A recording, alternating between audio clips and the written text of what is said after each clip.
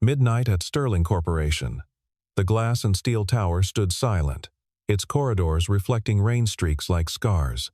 A little girl with blonde hair and a disheveled uniform, blood smeared on her shoes, ran down the hallway toward a man crouched over a mop bucket.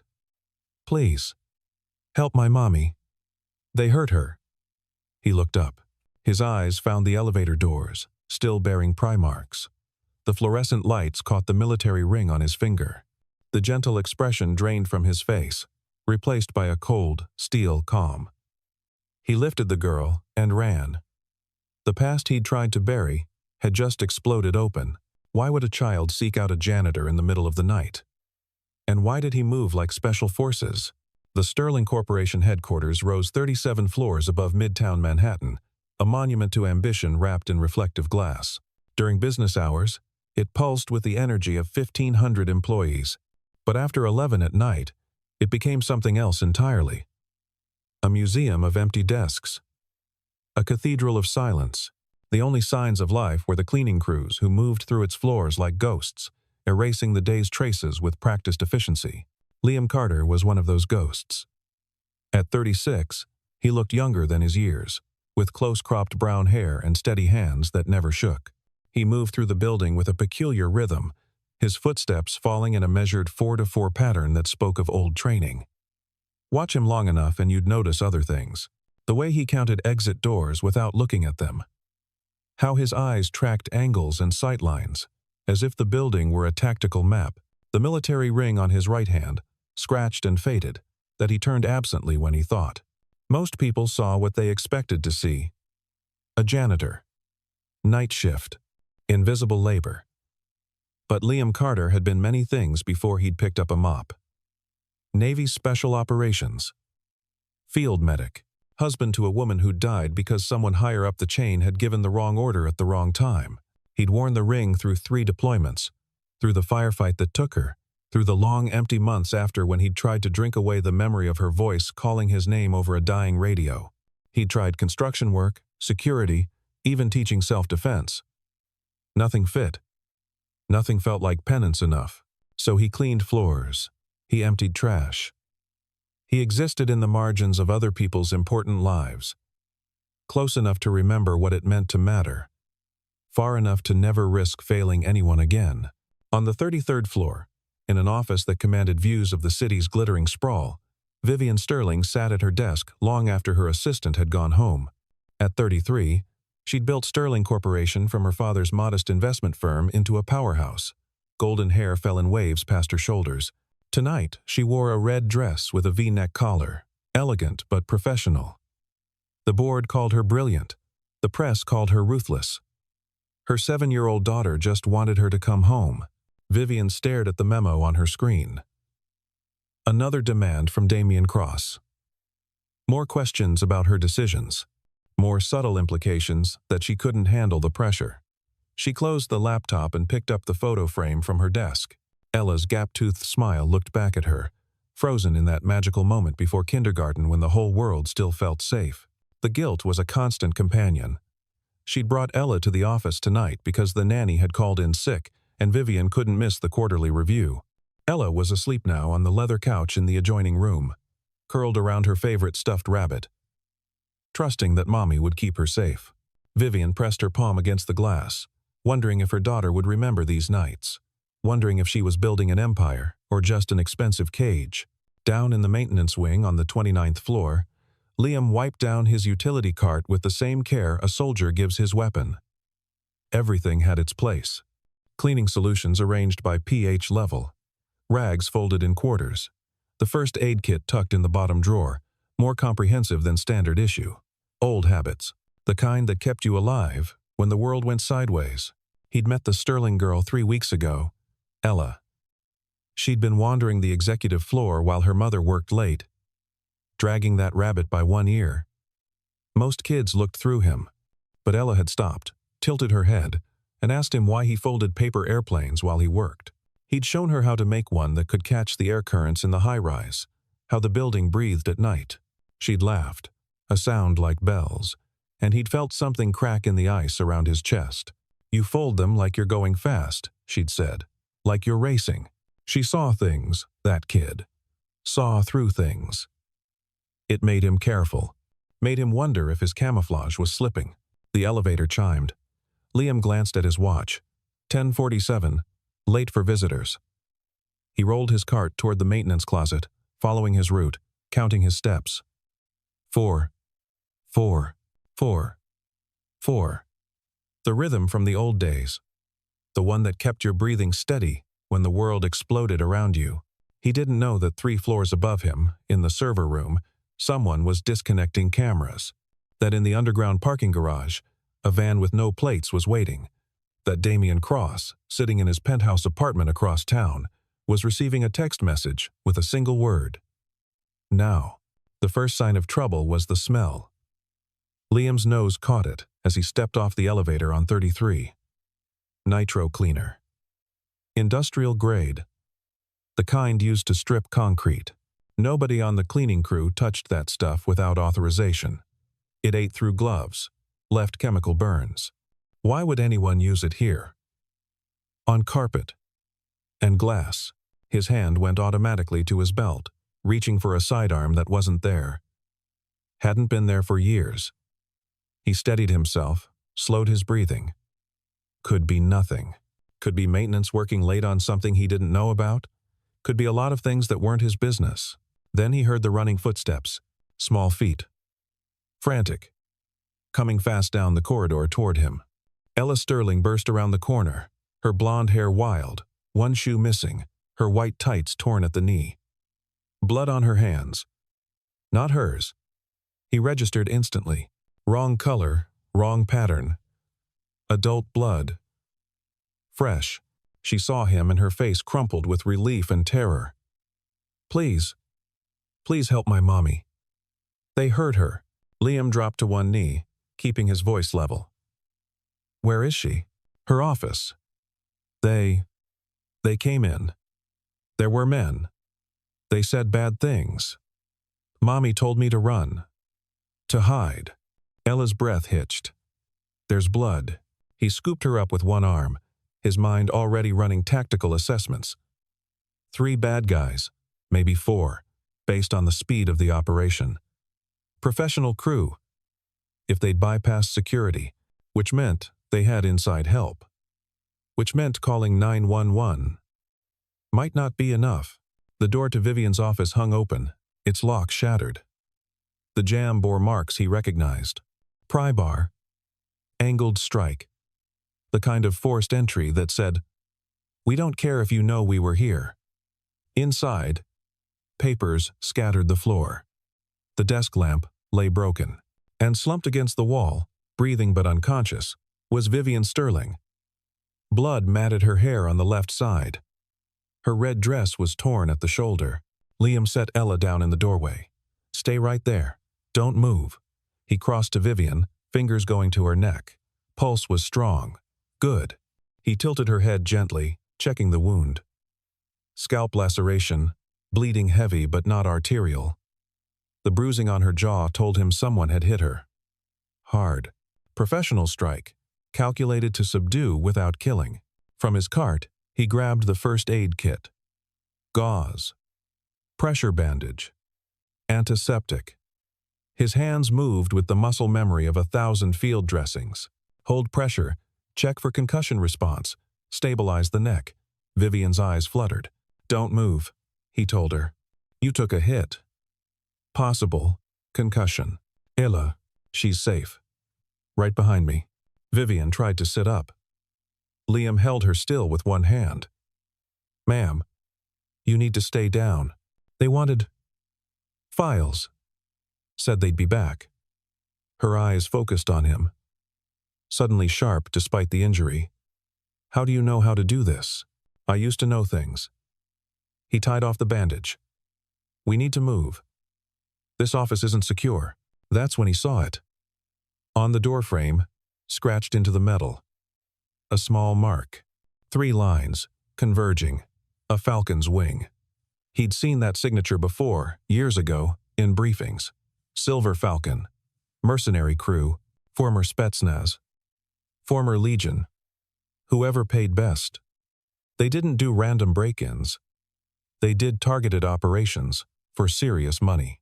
Someone wanted Vivien Sterling hurt, or worse. Liam helped her to her feet, supporting her weight.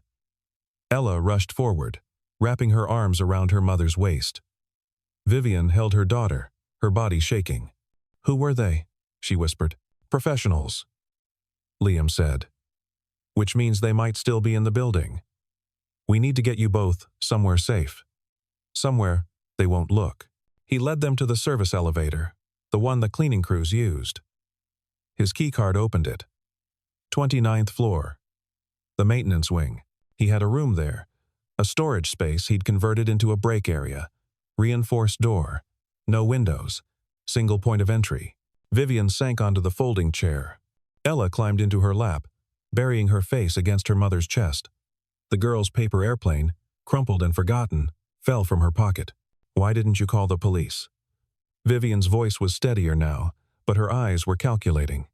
CEO eyes. Strategic eyes. You grabbed medical supplies like you knew exactly what to do.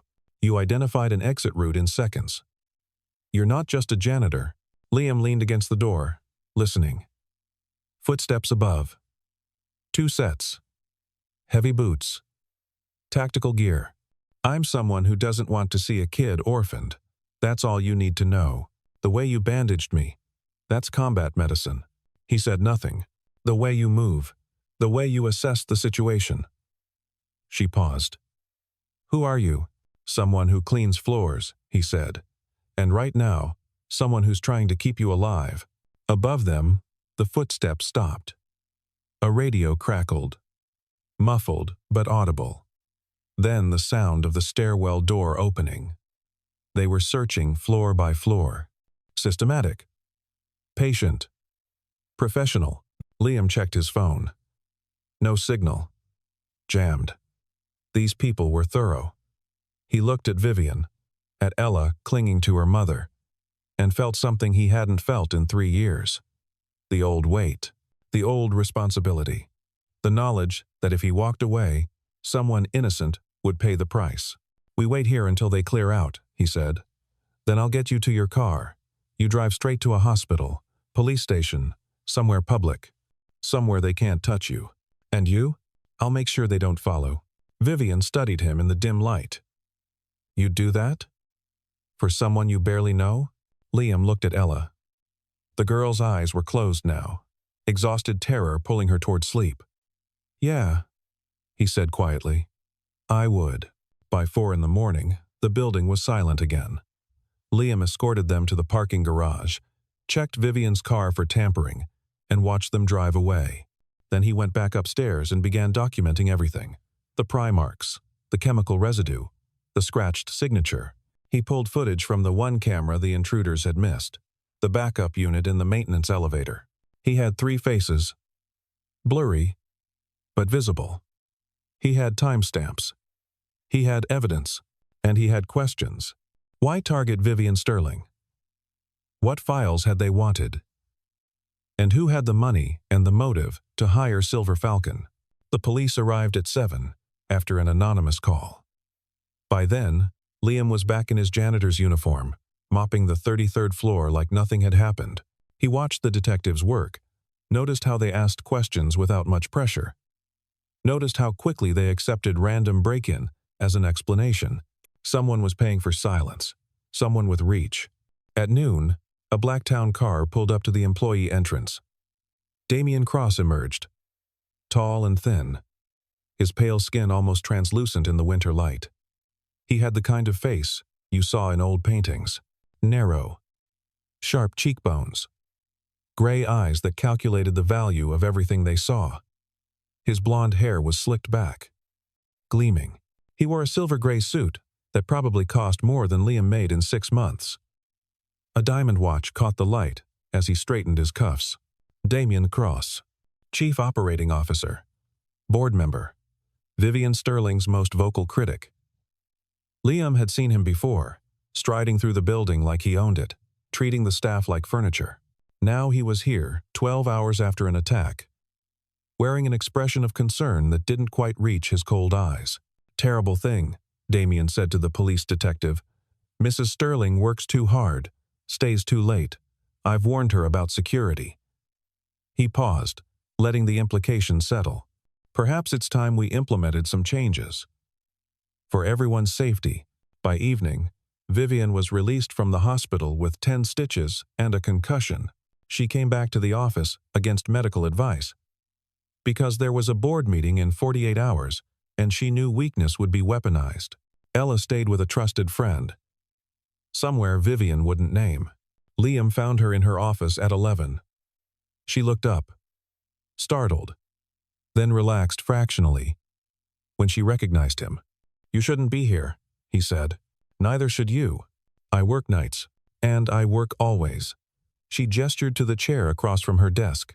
"Sit, please." "He's Saturday. I owe you a thank you," she said. "You saved our lives. I just called for help. Don't insult my intelligence." Her eyes were sharp. "You moved like military. You treated a head wound like you'd done it 100 times. And when you checked the doorframe, I saw your face. You recognized that mark." Liam's jaw tightened. "What do you want from me?" "The truth." "Who are you?" "Nobody important." "Liar." She leaned forward. "I've spent 15 years learning to read people. I've negotiated with hedge fund managers and federal regulators. I've stared down hostile takeovers and media firestorms. Don't treat me like I'm fragile." Liam was quiet for a long moment. Then, former Navy. Special operations. Medical cross. Training. "I got out 3 years ago after my wife died. I wanted a job where I didn't have to make decisions that got people killed. So I cleaned floors. Your wife was a combat medic. We were deployed together. A mission went bad. She didn't make it home." He met Vivien's eyes. "I did. And I've been trying to figure out what to do with that ever since." Vivien absorbed this. The mark on the door frame. You knew what it meant. Silver Falcon. Private military contractors. They don't come cheap, and they don't miss. Someone paid a lot of money to send a message, or to take something. What files were they after? Vivien stood, walked to the window. The city sprawled below them, a constellation of lights. 6 months ago, I discovered irregularities in one of our subsidiary companies, Sterling Guardian LLC. It's supposed to provide security consulting, but the contracts don't add up. Money's flowing to shell companies, equipment purchases that don't make sense. She turned back. "I think someone's using my company to fund something illegal. And I think they don't want me looking too closely." Damian Cross. She didn't look surprised that he'd named the name. "He's been pushing for a vote of no confidence, claiming I'm unstable, unfit.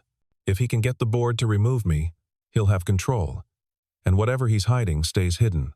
"You have proof?" "Fragments. Pieces. Not enough to take to the authorities." "Not yet." She studied him. "But you could help me find it." "I'm a janitor. You're a highly trained operative who knows how to stay invisible. You have access to every floor, every room. You're exactly what I need." Liam shook his head. "I don't do that anymore. Because you failed once? Because you couldn't save everyone?" Vivien's voice was gentle, but unyielding. "My daughter trusts you. She called you the nice cleaning man who makes paper airplanes. That's not nothing." Something twisted in Liam's chest. "If I help you, I do it my way. And if I tell you to run, you run. No arguments, no CEO authority. You trust me completely, or we don't do this at all." "Agreed." They shook hands. Her grip was firm. Over the next week, Liam became a different kind of invisible. He moved through the building with new purpose, mapping security gaps, identifying camera blind spots. He planted a simple motion detector in the server room, tied to his phone. He copied access logs from the freight elevator. He photographed documents left carelessly on desks after hours. And he found things. Serial numbers for equipment purchased through Sterling Guardian that showed up in criminal databases. Bank transfers to accounts in countries, with no extradition. A pattern of data access at odd hours, always from Damian Cross's executive terminal. On the 8th night, his motion detector pinged. Someone was in the server room at 2 in the morning. Liam pocketed his phone and headed up. The server room door hung open. Inside, 3 men in tactical gear were disconnecting drives. No masks. Confident. Professional. Liam recognized the one in front. Silver Falcon. The same crew from the first attack. He stepped into the doorway. Buildings closed. 3 heads turned. The lead man smiled. Janitor. Go back to your mop. Can't. You're making a mess. The smile faded. The man reached for something at his belt. Liam moved first. 3 steps, 1 pivot, armbar takedown. The man hit the floor hard. His partners rushed forward. Liam swept the second man's leg, drove an elbow into the third man's solar plexus. Not fancy, just fast. Just effective. 20 seconds later, all 3 were down. Liam zip-tied their wrists with cable organizers from the supply closet and emptied their pockets. Phones, wallets, and a USB drive. He plugged the drive into a terminal. Security footage filled the screen. A meeting room. Damien Cross, sitting across from a man in military surplus gear. Audio was clear. I want Vivien Sterling removed. Permanently, if necessary. Make it look like an accident. Evidence. Finally, Liam pocketed the drive and called Vivien. Got something. You need to see this. But as he left the server room, one of the men on the floor lifted his head and smiled through bloody teeth. You just painted a target on yourself, hero. The next morning, everything went wrong. Media trucks surrounded Sterling Corporation. Reporters shouted questions about financial misconduct. An anonymous tip had leaked documents, carefully doctored to suggest Vivien had been embezzling. The board called an emergency meeting. Damien Cross issued a statement expressing his deep concern and calling for immediate leadership review. Vivien called Liam, her voice tight. He's moving faster than I thought. The board meets tomorrow. If they vote me out, we have the USB, which we obtained through illegal search. No warrant, no chain of custody.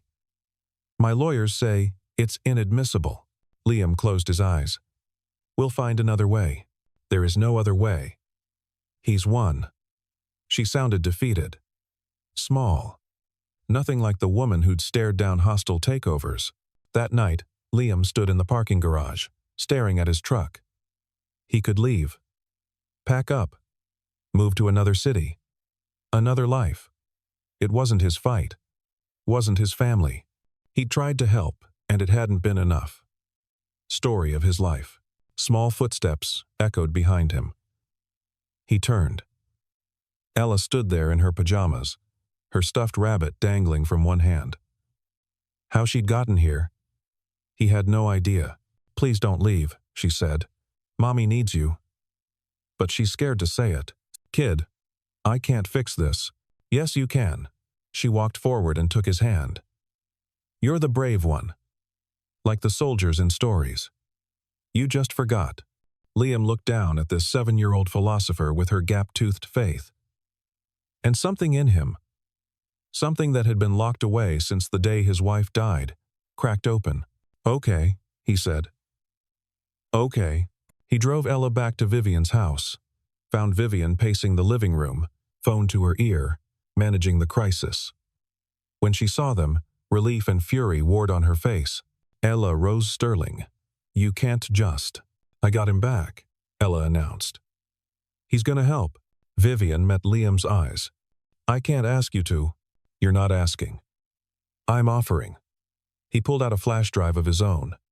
I made a copy of the USB. And I have a plan. But it requires you to trust me. Completely. What kind of plan? The kind that uses Damien's arrogance against him. We give him bait, something too valuable to resist, and when he takes it, we track exactly where it goes. Vivien listened as Liam outlined the strategy. It was risky. It required perfect timing. But it was the only play they had left. One more thing, Liam said. The board meeting tomorrow. I need you to push it up.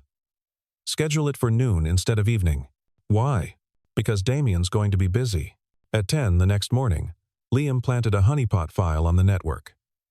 A fake document suggesting Vivien had hidden evidence in a secure storage facility across town. He added just enough authentic-looking details to make it irresistible. At 10:15, Someone accessed the file from Damien's terminal. At 10:30, surveillance footage showed two men entering the warehouse district. Liam followed, careful to stay out of sight. He watched them break into a storage container and begin searching. He photographed everything: the company van they'd arrived in, the equipment they carried, the briefcase full of cash, and most importantly, the laptop one of them opened, which showed a direct remote connection to Sterling Corporation's servers. At 11:45, he sent everything to Vivien's phone, along with GPS coordinates. At noon, the board meeting began. Damien made his case. Vivien Sterling was unstable. The company was at risk. A vote of no confidence was necessary. Several board members nodded. The motion was seconded. Then Vivien stood and activated the conference room display. "Before we vote, there's something you should see." The screen filled with images: bank transfers, shell companies, the meeting with Silver Falcon, the attack footage, the warehouse, the laptop, everything, laid out in undeniable sequence. "Sterling Guardian LLC has been operating as a front for illegal activities," Vivien said, her voice steady. "Orchestrated by someone who thought he could use this company for his personal gain. Someone who hired mercenaries to silence anyone who got too close." All eyes turned to Damien. His pale face had gone paler. His cold eyes darted toward the exit. "I've already contacted the district attorney," Vivien continued. "Police are executing warrants as we speak, including one for the warehouse where your associates are currently attempting to destroy evidence." Damien stood slowly.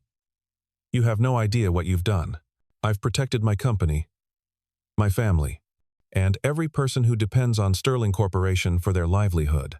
He lunged forward, grabbing one of the older board members by the arm. "You're coming with me," the hostage gasped as Damien dragged him toward the door. Security moved, but Damien had already produced a small pistol from his jacket. "Stay back." He backed toward the emergency stairwell, weapon raised, hostage stumbling. The boardroom erupted in chaos. Vivien's hand went to her phone, but Damien had already disappeared into the stairwell. Down he went, flight after flight. The hostage, a human shield. His mind raced.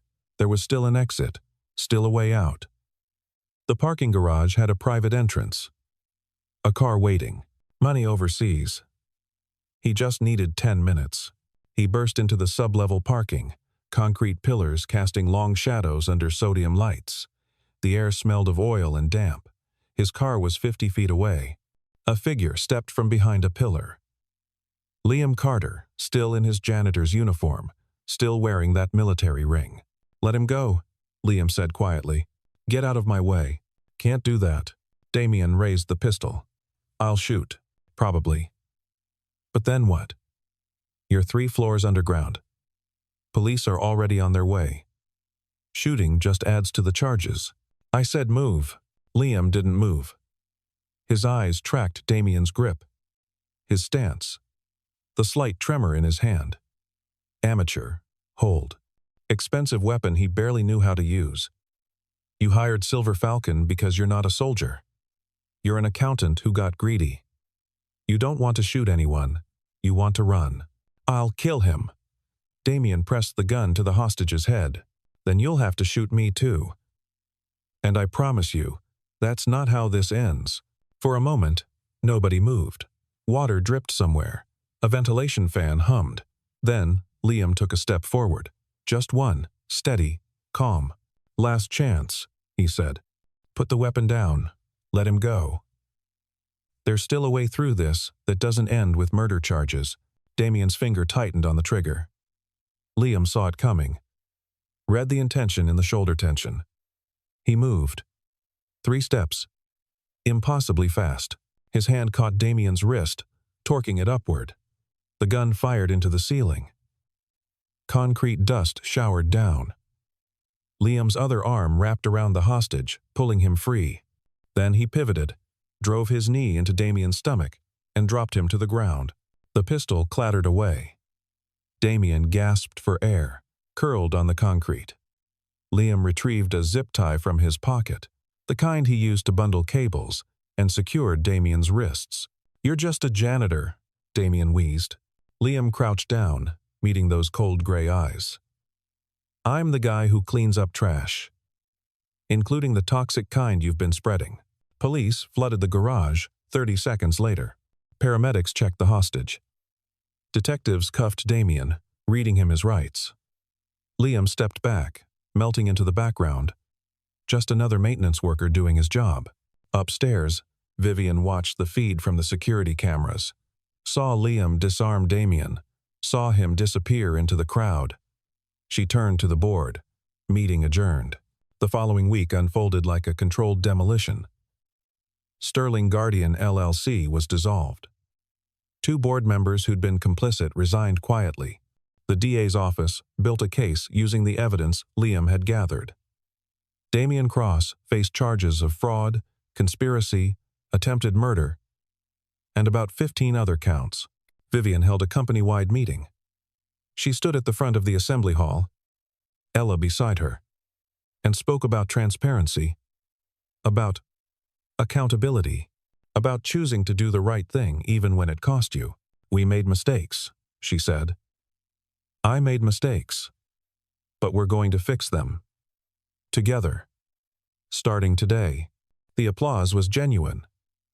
Cautious, but genuine. After the meeting, she went looking for Liam, found him in the maintenance wing, packing his locker.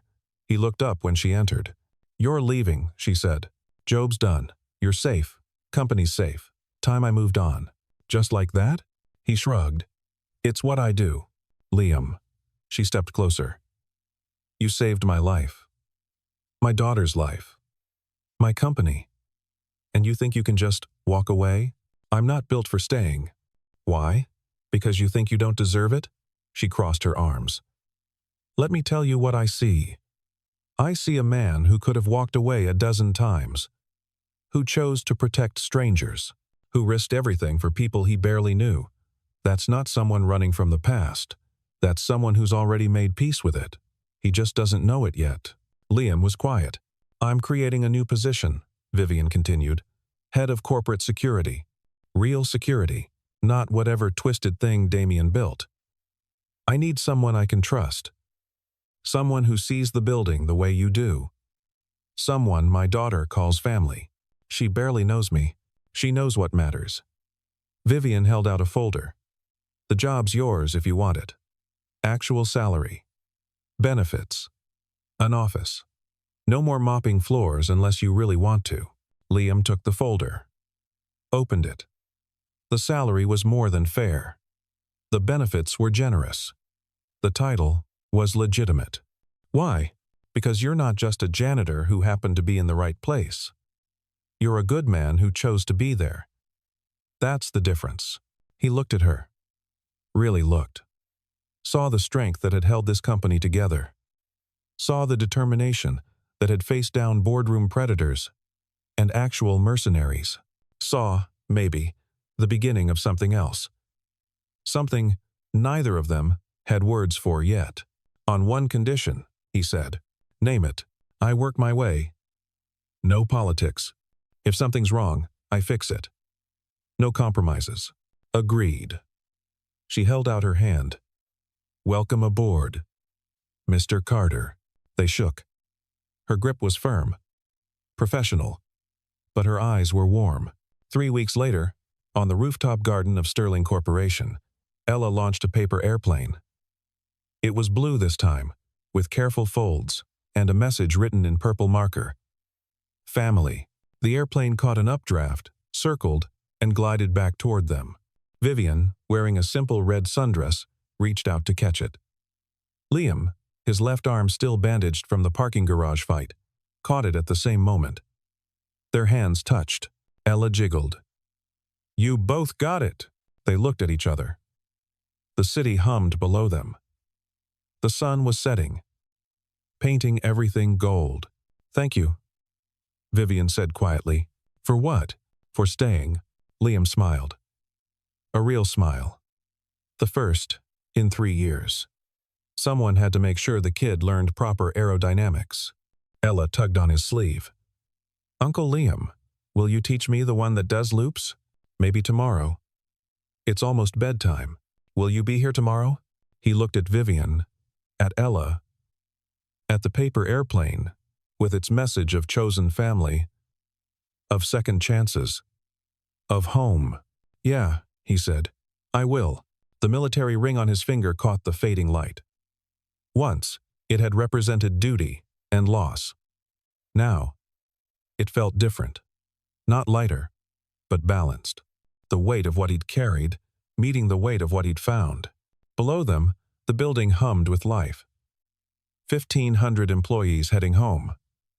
Lights clicking off, floor by floor. The cleaning crew beginning their rounds. And in the corner office on the 33rd floor, a photo sat on the desk. Vivien, Ella, and a man in a maintenance uniform. Smiling. Not a janitor anymore. Not quite. But not just head of security either. Something in between. Something better. Someone who'd learned that heroism isn't about never failing. It's about choosing to show up again. Even when you're scared. Even when you're broken. Especially then. Ella threw the airplane again. It soared, catching the wind, tracing patterns against the darkening sky. And three people who'd found each other in the chaos watched it fly, together.